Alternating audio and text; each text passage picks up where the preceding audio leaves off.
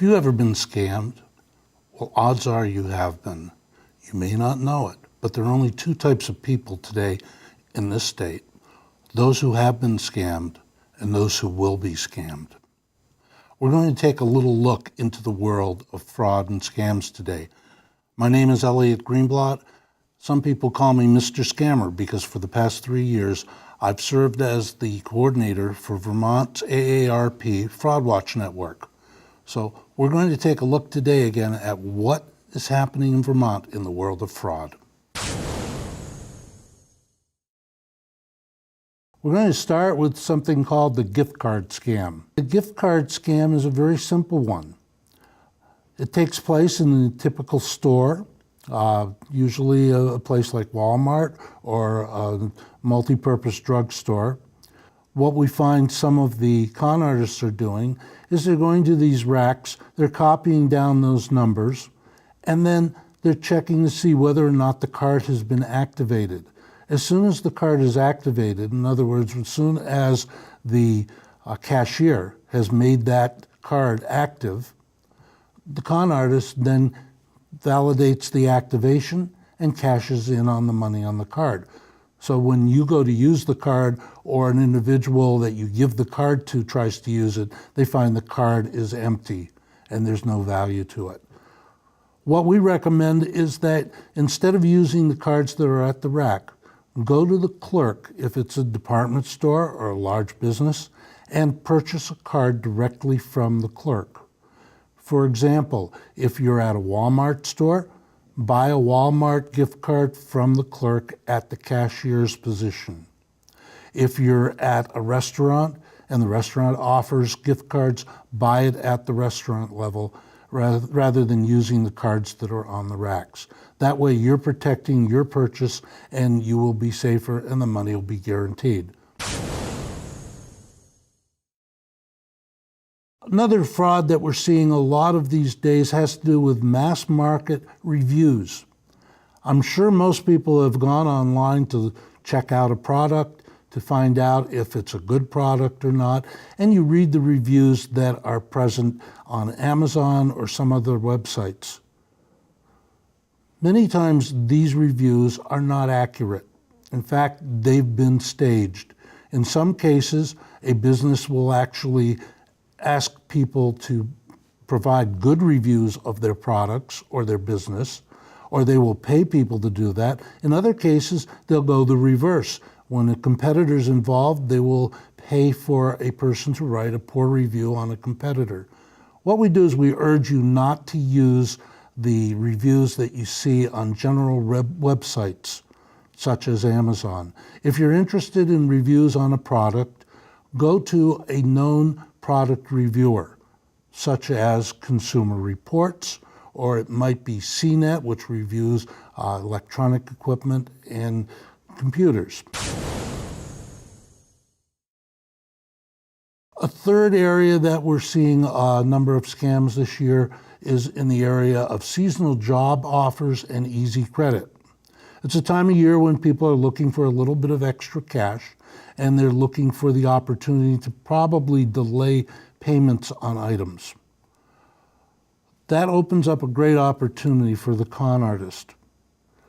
Many times the con artist will actually pose as an employer and advertise hiring information. When you reply to that person, you're asked for personal information such as your social security number and other valuable personal information.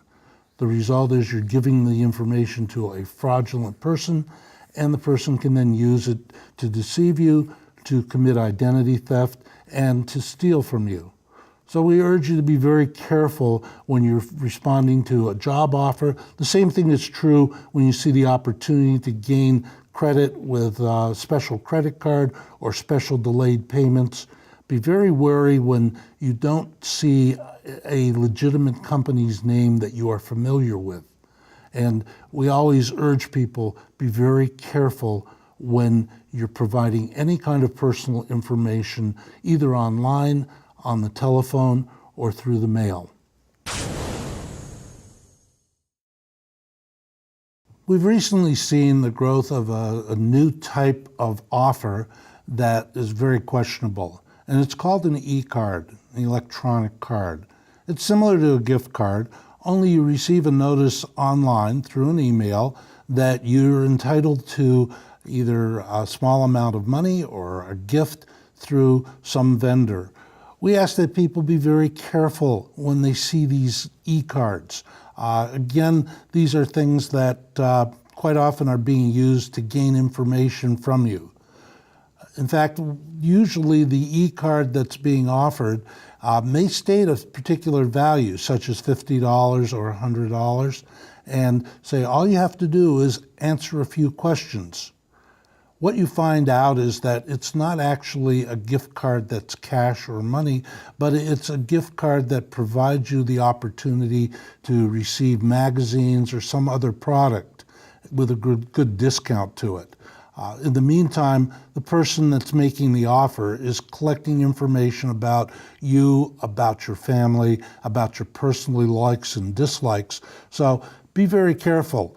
Quite often you'll find that if you start the process of applying for one of these cards, you may be online for as long as an hour and find that the only prize that you are rewarded is a discount on some magazines. So be very careful of the e-card scam. Another one is booster bags. Most of us are not familiar with booster bags, but if you happen to be a shoplifter, you probably are. Booster bags are bags that have hollowed out bottoms and some kind of attaching device built into them. What the criminal does is the criminal takes the booster bag, puts it over an item that they want to steal, and then walks away with the item inside that empty bag. At least it was empty when they started. Now, why we're bringing this up as a holiday scam or a gift scam is because the booster bags are showing up in stores, airline waiting rooms, and other places where people happen to put down a package as they're shopping. For example, going into a coffee shop, getting a coffee, in the meantime you put down a bag or a purse or a briefcase. The person with the booster bag walks over to you, puts the bag over your item, and then walks away with it before you even realize your item is gone. So booster bags are something that used to be known to shoplifters, but now we see them happening in virtually every place where people gather. Deep discounted last-minute offers. You see them all the time. They show up on eBay, they show up on Craigslist, they're in social media. These offers usually look something like this. You read an email, and the email says, I have a gift card for $100 that I can't use, or I have tickets to a concert and I can't go to it, or I have tickets for a flight and I can't use them. And as a result, I'm willing to sell them at an extremely low price just so I can make back some of my money. The reality is that quite often these things don't exist, or they have virtually no value to them. And you end up feeling you're getting a great bargain. When you go to activate that purchase, you find that there's nothing there to activate. The tickets, if it happened to be tickets to a concert, were actually tickets to a concert that had already occurred, or the individual had sold the tickets to someone else as well. So when you see the deep discounted last-minute sales, be really wary. There used to be a line that we'd use in the scam program that was, if it's too good to be true, it probably is. And in this case, this would be too good to be true. Low advanced fee vacations. We ask individuals to be very careful when purchasing a vacation. Quite often you will see an offer that seems to be extremely good. It may be several nights at a hotel, it may provide airfare, and at an extremely low price, but all you have to do is make an advanced payment. And quite often the payment is not a great deal of money. What we found is that many of these are, again, scams, that there is no great deal. The individual had put together an advertisement or possibly a website that advertised what they were doing, and the result is that you're purchasing something that doesn't exist. We call them phantom riches. They're not there. They're phantoms. They're ghosts. And again, if the offer is too good to be true, it probably is too good to be true. We want to talk about two things that have shown up very frequently, at least in this area, around the ski areas, and they are called skimmers. Skimmer is a device that's attached to an ATM. Quite often you can barely tell that it's on the ATM, but it may look like, if it's an ATM, it may look as though the ATM is not quite functioning correctly. The skimmer reads your card. It also allows for the criminal to obtain your finger taps on the keypad, or there may be a small camera installed on the ATM machine that's recording your finger taps on the keypad. Once your card has been stolen, once your PIN number has been stolen, the person who's done that is able to break into your account and within a very few minutes drain a savings account, drain a checking account. Be very careful at ATMs. If you're going to use an ATM to get cash, we recommend that you use one that's located at a bank. That way there will be a camera that is watching the ATM constantly, and it's a bit safer than picking one that is out in the open, that is not being observed, and that might be in a business where they're not really paying a lot of attention to it. Another form of skimmer has been seen in gasoline pumps, usually in the gas pumps at a convenience store where the pump is located far from where the clerk at the store is located. The individual who's committing the crime opens up the gas pump, installs a separate mechanism that reads your card, and then waits for that mechanism to transmit the information from your cards. Best recommendation we have is to use the gas pumps that are closest to the business door, facing the business door, that you use a credit card at the gas pump or use cash in the store, and that you not use an ATM card or a debit card. Debit cards, again, are very dangerous because they result in an immediate reduction in the value of your account. Money is withdrawn immediately, and there are very few options that you have in order to save yourself from losing that money.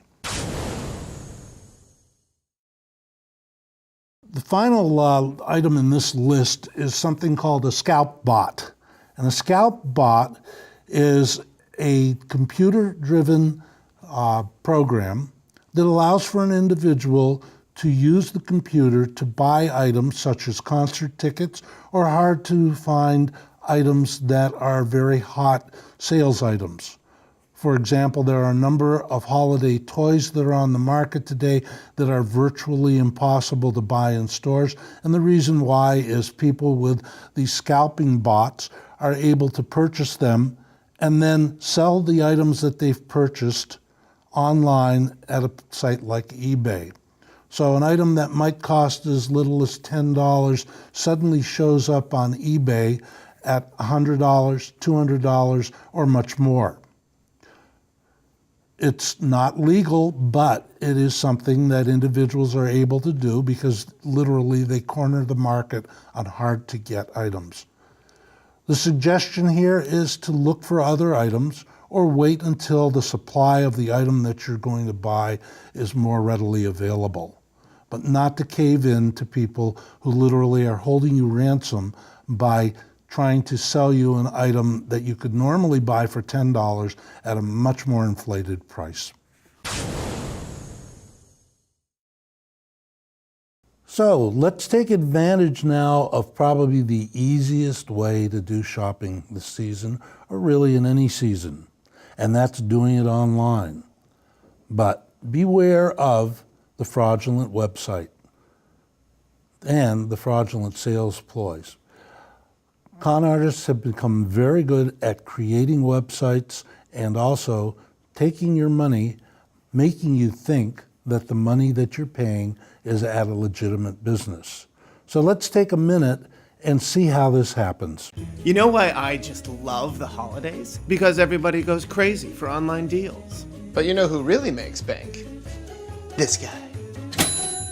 I hook people with a phony offer they just can't resist, and when they enter their personal information to get the valuable coupon, ka-ching!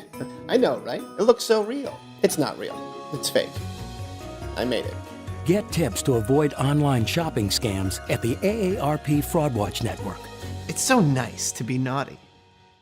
There is one way that you can protect yourself in a very easy manner, and that way is when you're shopping online, be very careful to shop known vendors. If you look at the address on the web page, the URL, and you don't recognize the business that is providing you with the sales information, steer clear. It may be a scam, it may not be, but are you willing to take the chance? If you are, you may be putting your wallet at risk. Quite often, what the con artist will do is ask you for a credit card number when you call them to place the order. So be very careful and shop businesses that you know to be true businesses. Charities play a major role in our society. And just as with anything else, the con artist is in tune with what American society does.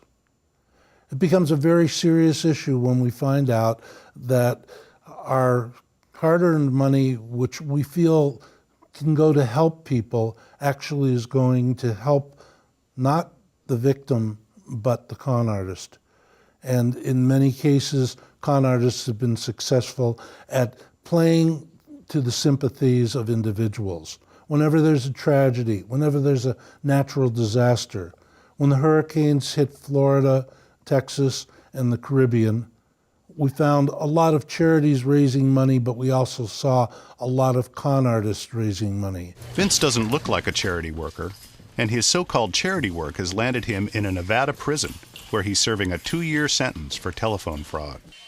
Vince operated out of a Las Vegas boiler room like this one, where he called people all around the country asking for donations for a phony charity the owner called Feed America. And now where does that go to, Vince? That's gonna go to the food bank. No, but I mean... If you gave Vince a $100 donation for Feed America, he'd take 35% off the top. The owner of the boiler room got the rest. Your donation went into the pockets of criminals. Oh, I've had some checks come in from donations for $7,000, and I only spent 45 minutes on the phone, and it was a cashier's check where I'd received 35% of $7,000. Not a bad half hour, is it? For 45 minutes, that's more than doctors make. When Tropical Storm Irene came to Vermont, the same thing occurred. There were scams, there were con artists playing on the emotions of citizens in Vermont. There are a number of good recommendations to take.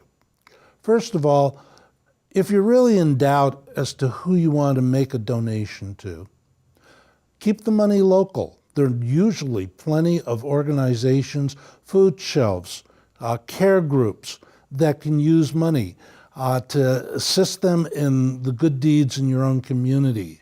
Volunteer associations that are there that can always use the help. There are also many good national charities that are available for you to make a donation to, such as the American Red Cross. So think about who the needful people are. Think about who the best are at delivering the aid and the assistance. We recommend that there are some places that you can go to actually check this out. One of them is called Charity Navigator. It is a website that rates charities. Also another one called Charity Watch, and a third one called Give.com, which is operated by the Better Business Bureau. Now here's a graphic that shows you what you would see if you looked up a charity on Charity Navigator. The Charity Navigator site provides a star rating of organizations. It doesn't rate everybody. Certain ones don't meet its criteria or don't report their information. But in the case of, in this example, the World Wildlife Fund, we see that they're rated very well. We see that there are two categories of rating. One is their category for how well they walk the walk. In other words, do they put the money into the efforts that they say they do, and to what degree? That's listed on the left-hand side of the chart. If you look at the right-hand side of the chart, you'll see a star, or a dot actually, yellow dot, and along the bottom of the chart, again, you see a graphic set of numbers. That set of numbers tells you how transparent the organization is. So for instance, can you see their books? Can you actually check on where they make their donations? The yellow dot signifies where those two criteria come together. So where walking the walk and the transparency come together is where the rating actually falls. And we can see that World Wildlife Fund is rated very highly. I happened to check VPR, Vermont Public Radio. They're also in that top quadrant. But if the charity that you're thinking of donating to comes out in the bottom portion, either for transparency or for what it does with its money, be very aware of what that charity isn't doing. Be aware of the fact that many charities use fundraisers who are paid to raise money for them. I was contacted by one group within the past week, and that individual I was talking to was indicating to me that they were doing good work for law enforcement. When I asked the person what percentage of the money that is collected is actually used by the group, is given to that group that they're representing, I was told that the amount was 16%, 16%, meaning 84% of the money collected went to the fundraising company. If that's where you want to spend your money, think about it, because it means 84% of the money collected does not go to the cause. Be careful at where you donate, validate before you donate, and you'll be able to know that the money is being used wisely. We've looked at a number of scams today. We've looked at some practices that are very common and that you wouldn't recognize without close examination. There are a number of things that you can do and that you should be aware of. We're going to start by saying that you need to constantly educate yourself on what's happening in the world of fraud and scams. AARP provides a website for doing that. The state of Vermont and AARP both offer individual alerts when particular frauds or scams are prevalent in the state and in the country. Same thing is true of the Federal Trade Commission, which is the watchdog agency on identity theft. And keep in mind, identity theft is a very serious problem. In this country, at this point, approximately one person's identity is stolen every 2 seconds of every day. That amounts to a lot of people who are having potential problems with individuals using their identity to commit fraud. We know a couple other things that we should be aware of. Scammers thrive on a particular environment. They love it when you are in chaos. They love it when you're distracted. They love it when you're stressed, and they love it when you have anxiety. There's a word for it, and the word that the con artists use is the ether. It's called the heightened state of anticipation or awareness. And when you become under the ether, in the terms that the con artist uses, your sense of logic and common sense tend to diminish, and the anxiety begins to build. When you need to make a financial decision, you need to make that decision when you are calm, when you don't have a lot of other things going on, when you are being distracted. We know for a fact that a lot of people end up divulging personal information because they're very busy, they're very distracted. So the less distracted you are, the safer you're going to be. We urge you to shop with credit cards, not debit cards. Credit cards have a lot of built-in protection. You can challenge the charges. You can check your account as you go forward. Debit cards result in immediate withdrawal from your accounts, and as a result, you lose money if it's a scam. It's very difficult to recover those funds, and you may be liable for all the losses. With credit cards, that may not be true. The other thing that can happen is if a credit card is compromised, you can contact the company, cancel the card, and have a new one issued if you wish. Protect yourself against identity theft. Don't volunteer personal information when you don't need to. Be particularly careful of anything with a Social Security number on it, such as a Medicare card, driver's licenses, anything that can provide positive proof identity. Be careful with your checks if you write checks, and particularly those that carry your signature. All of these personal documents can result in much pain if they're lost. And report attempts. The best way that we can educate individuals if we know what's happening. If the attempts aren't reported, we don't know how prevalent a problem is. We don't know what we need to do to educate the public.